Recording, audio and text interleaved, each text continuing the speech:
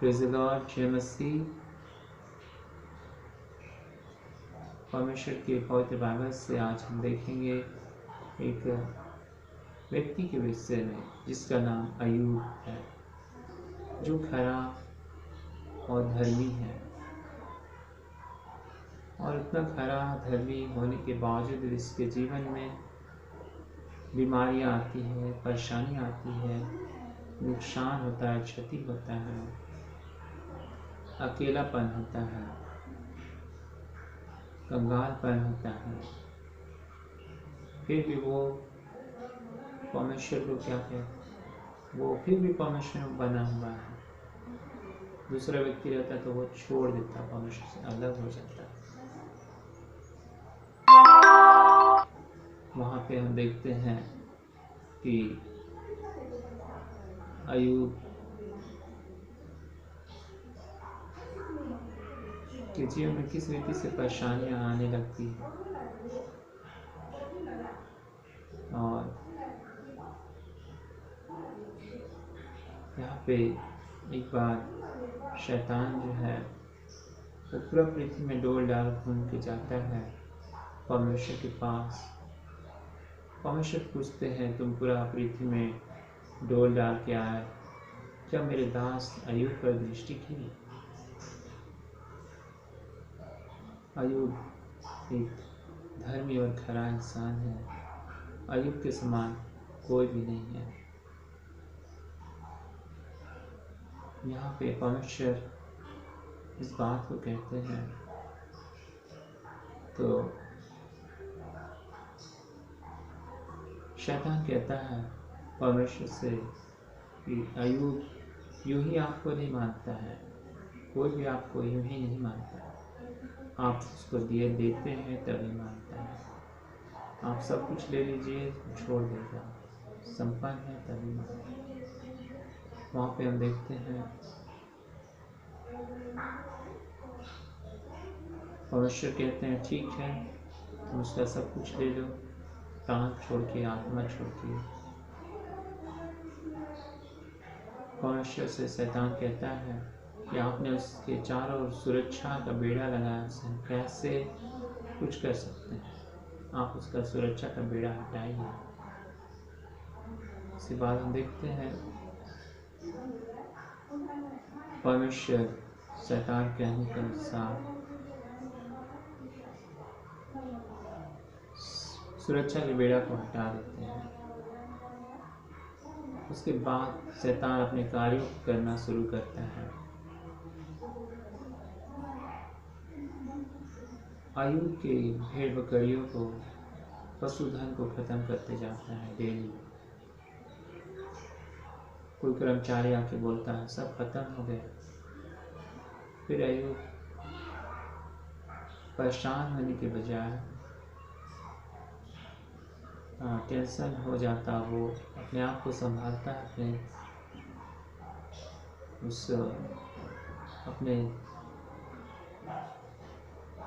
Servant को भी वो कहता है, अपने दास को, परमेश्वर ने दिया, परमेश्वर ने दिया, परमेश्वर का धन्यवाद। और परमेश्वर का था वो किस रीति से वो संभाल लेता है। और यहाँ पे उसके बाद हम देखते हैं उसके जीवन में एक के बाद इस रीति से घटी होने लगा, रोज रोज कुछ न नुकसान होने लगा। उसके बाद उसके नौकर चाकर खत्म हो गए। और कोई बोला कि आपके सारे नौकर चाकर सब खत्म हो जा रहे हैं, मारे गए, शत्रु ने मार दिया, नष्ट कर दिया। फिर वो कहते हैं अय्यूब जबकि डिस्टर्ब होना स्वाभाविक था, परेशान होना स्वाभाविक था। वो कहते हैं परमेश्वर का धन्यवाद, परमेश्वर ने लिया, परमेश्वर का धन्यवाद हो, परमेश्वर का था, परमेश्वर ने दिया था। और इस रीति से अपने आप को संभालते हैं। और अपने मन को संतुलित करते हैं।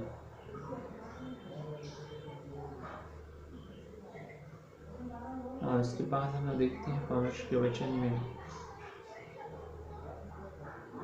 उसके बाद फिर उनके जीवन में फिर विपत्ति आता है, उनके बेटा बेटियां नष्ट हो जाते हैं,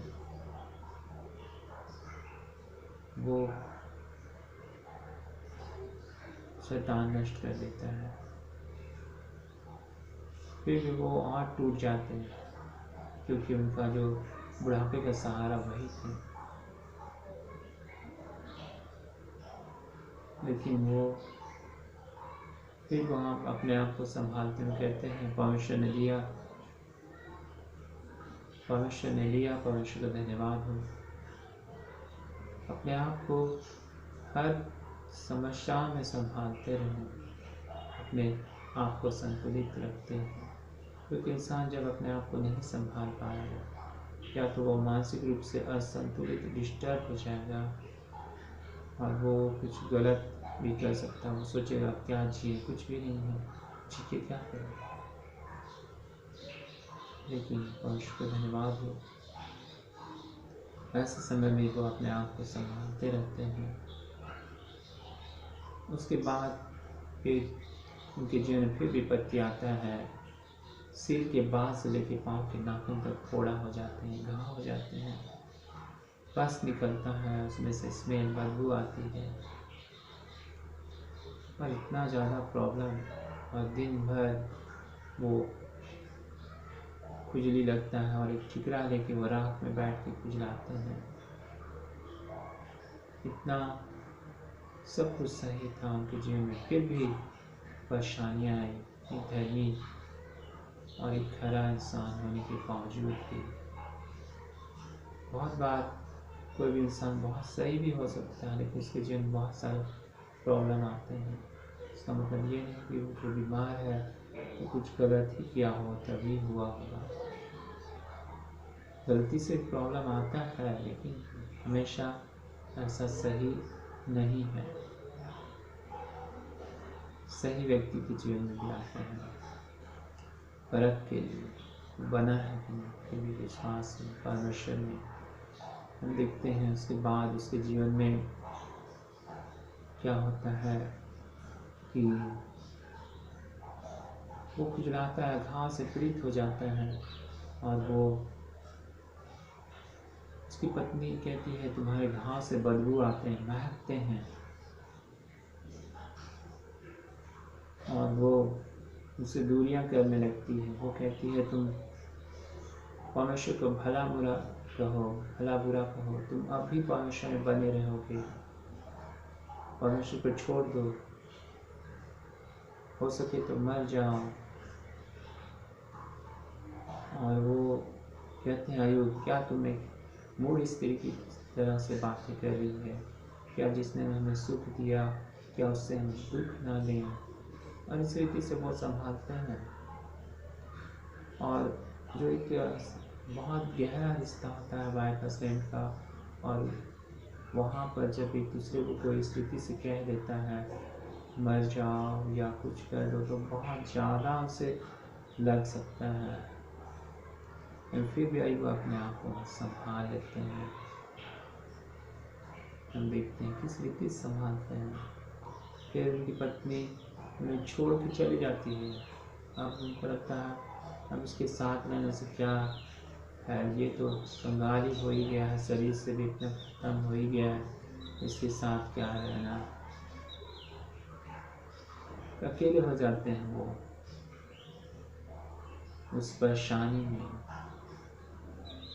आज हम संसार में भी देखते हैं बहुत सारे लोग, सब कुछ सब सही रहता है तभी बहुत साथ देंगे, जब सब खत्म हो जाए छोड़ के चले जाएंगे। होता है, बहुतों का देखे हैं। यदि उसकी पत्नी जवान में बीमार हो गई किसी का, सोचिएगा अगर मेरा जवानी खराब हो गया, पत्नी को छोड़ देना चाहिए, दूसरा शादी कर लेना चाहिए। ये संसार में तब होता है। जैसे वहाँ पे हम देखते हैं आयु की पत्नी चली जाती है छोड़कर, अब क्या करना है इसके साथ रह के। और जब उसका जरूरत था, आवश्यकता थी, अब हम देखते हैं ऐसे समय में आयु अकेले हो गए हैं, परेशानी है, तकलीफ है, सिर के बाल से लेकर पाँव के नाखून तक घाव से पीड़ित है, सब कुछ हो चुके हैं, दर्द में, पीड़ा में, और उसके बाद कोई उनके साथ नहीं है। लेकिन फिर भी उनके कुछ ऐसे मित्र थे जिन्होंने सुना कि हमारा मित्र, हमारा दोस्त बीमार है, हमें मिलने जाना चाहिए। चिंताएं जताई, देखने गए, देखने तो आए, वो सही है, चिंता होना अच्छा ही है, दोस्त के प्रति मिलने जाना अच्छा है। मिलने गए, लेकिन वहाँ पर जाके कहते हैं, कुछ समय रोए पीटे जाके, इतना दुख में देख के तो बहुत वो रोए पीटे भी, लेकिन फिर रोने पीटने के बाद आयु को सांत्वना देने के बजाय कहते हैं कि तुम्हारे अंदर कुछ गलती है, तुम परमेश्वर के प्रति सही नहीं हो, परमेश्वर के प्रति तुम्हारा रिलेशन सही नहीं है। जबकि हम देखते हैं आयु का रिलेशन बहुत सही था, वो अपने बच्चों को भी परमेश्वर के साथ, अपना परिवार के साथ उनका बनाए रखते थे रिलेशन को। फिर उनके जीवन में विपत्ति आया। लेकिन यहाँ पे देखते हैं आयु कहते हैं, तुम लोग तो मेरा दुख में सांत्वना, सहानुभूति देने के बजाय मेरे दुख को बढ़ा दिए, वो दुख को बढ़ाने वाले हो गए। और वहाँ पे हम देखते हैं इसके बाद आयु अकेले हो जाते हैं। फिर वो कहते हैं परमेश्वर के पवित्र बाइबल में, वहाँ पर उनका वचन है आयु 19:25-26 में, मुझे निश्चय है मेरा छुड़ाने वाला जीवित है, मेरे खाल के इस प्रकार से नष्ट हो जाने के बावजूद भी मैं इसी शरीर में होकर परमेश्वर का दर्शन करूँगा। एक विश्वास, ऐसे समय विश्वास होना बहुत ही कठिन है। लेकिन दोस्त भी क्या कर रहे हैं, उसे निराश कर रहे हैं। फिर वो एक आशा में, शैतान हमेशा हमें क्या करता है, होपलेस करता है। हो सकता है दोस्तों के द्वारा भी होकर कार्य करे, बहुत नज़दीकी लोगों के द्वारा आएंगे तो ठीक, होप के उद्देश्य से, लेकिन होपलेस कर रहे हैं। लेकिन परमेश्वर को धन्यवाद हो, अय्यूब के जीवन में एक आशा है परमेश्वर के प्रति, मुझे निश्चय मेरा छुड़ाने वाला जीवित है। और वो प्रेजेंट टेंस के विषय में कहते हैं, प्रेजेंट में कहते ही हैं, प्रेजेंट वहाँ पे जो प्रेजेंट वो जो बीमार थे वो कहते ही हैं, और फ्यूचर में भी परमेश्वर वो के साथ वो रहेंगे, करूँगा, दर्शन करूँगा, जीवित है और वो करूँगा, वहाँ भी पुनरुत्थान के समय।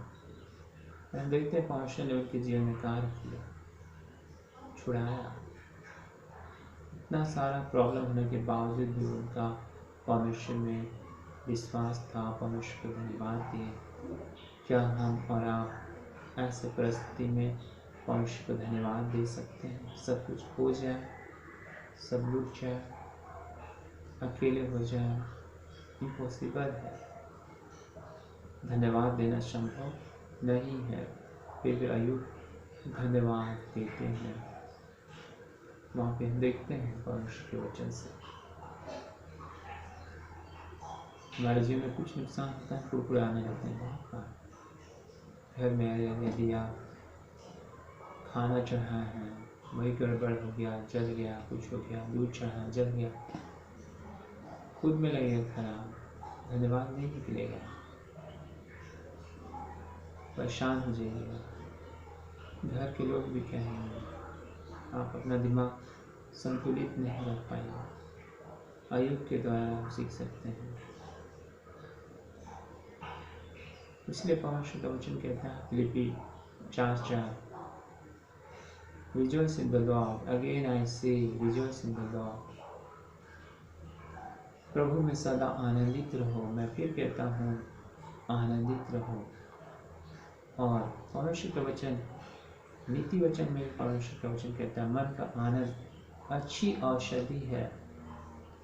जो है आनंद यदि हम नहीं रहेंगे, डिप्रेशन में चले जाएंगे, परेशान हो जाएंगे, अपने आप को नहीं संभालेंगे और प्रॉब्लम हो जाएगा।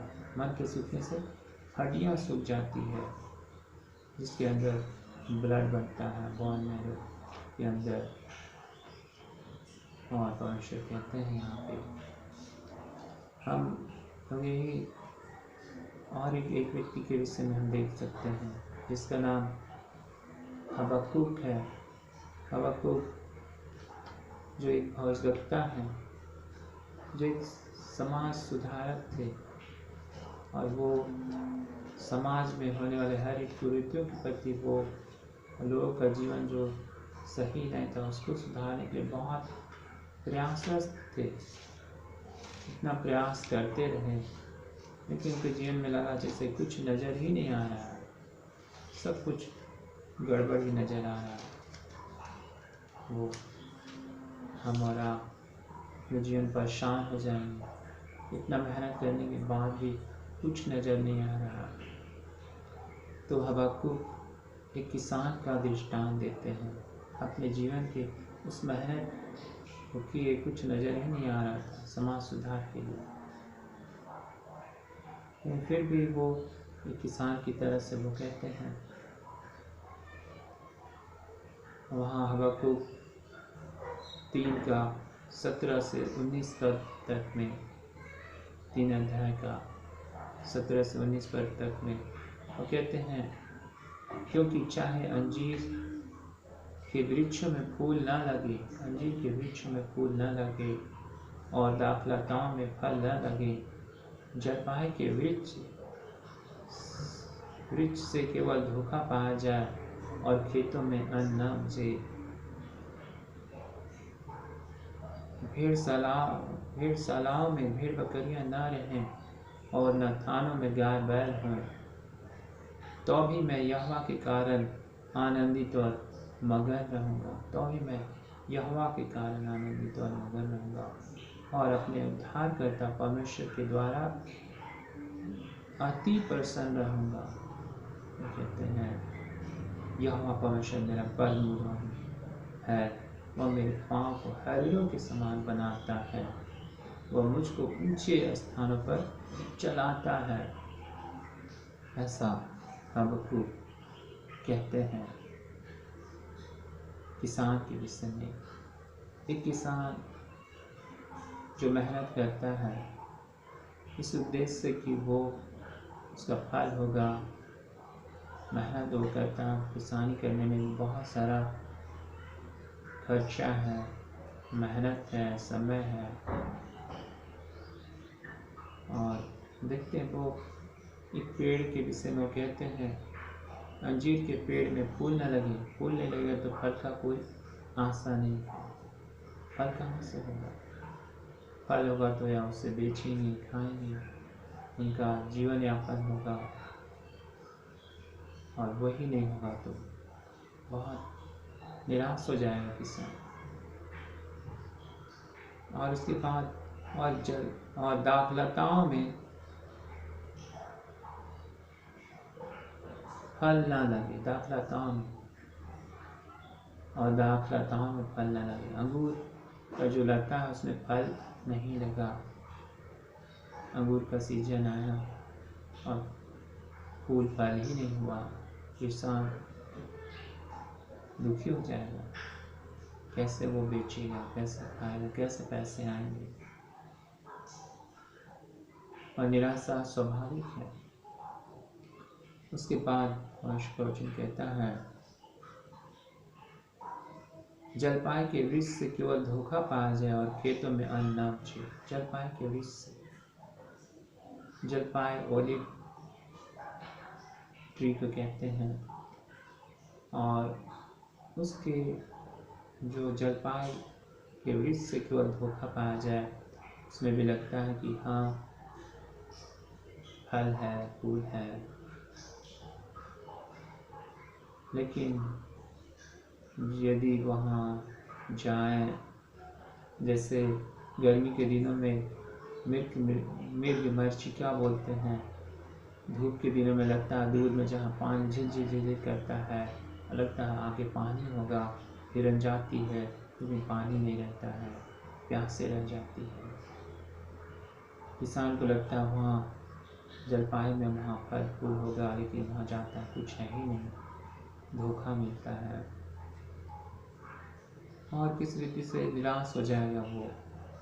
और उसके बाद पवित्र वचन कहता है और खेतों में अन्न उपजे। खेत में किसान मेहनत अन्न उपजाने के लिए बहुत मेहनत करता है, वो खेत को तैयार करना पड़ता है, जुताई करना पड़ता है, हल चलाना पड़ता है, मिट्टी को बराबर करना पड़ता है, घास निकालना पड़ता है, खाद डालने पड़ते हैं, कीटनाशक दवाई डालने पड़ते हैं, फिर बीज बोना पड़ता है, सिंचाई करना पड़ता है। कितना प्रोसेस के बाद वो समय में अन्न होता है।